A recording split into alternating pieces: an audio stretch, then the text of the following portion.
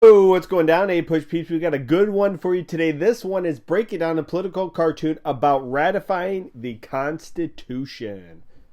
All right, so chances are you've probably seen this. This is from 1788. After the Constitution was created in 1787, the states had to ratify said Constitution. This was a political cartoon that appeared in newspapers in the United States. So what we know is here, Delaware, Pennsylvania, New Jersey, all the way up to New York. This is the order of the states that ratified the Constitution. So 11 of the 13 ratified. We have North Carolina here kind of going towards ratification.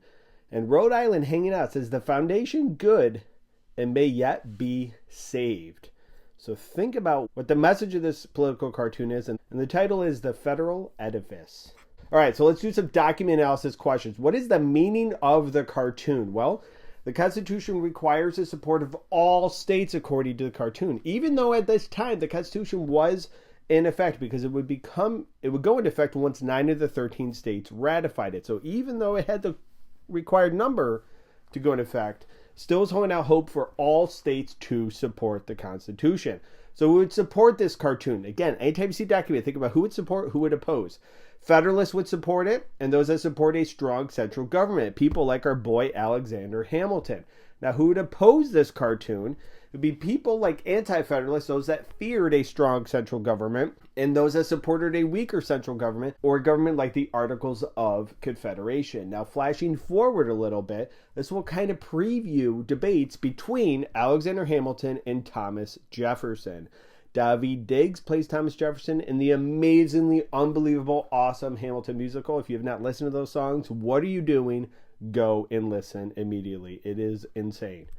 All right, some more questions. Why do people support a stronger government under the Constitution? So doing some historical context for this document, why is there a need for a stronger government to replace the Articles of Confederation? Well, the Articles were very weak. If you remember Shays' Rebellion, this was a rebellion in Massachusetts that lasted a long time because there was no national military, and it really demonstrated the weakness and the ineffectiveness of the Articles of Confederation.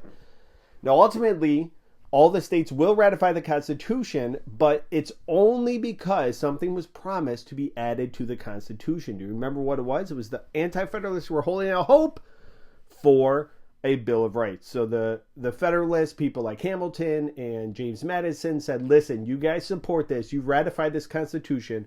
We will add a Bill of Rights. And this satisfied anti-federalist fears of a strong central government. All right, time to do some HIP analysis. Historical context. Again, debates over ratification of the Constitution. This is Federalists versus Anti-Federalists. Those in favor of a strong central government against a weak central government. The intended audience is North Carolina and Rhode Island because they're the two that are holding out.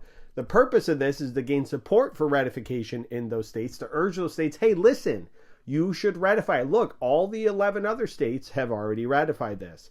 And the point of view is positive towards ratification in a strong central government. This is a good thing. Rhode Island and North Carolina should jump on board. All right, guys, thanks very much for watching. I wish you nothing but the best of luck in all your exams this year, especially in the one in May, and have a good day.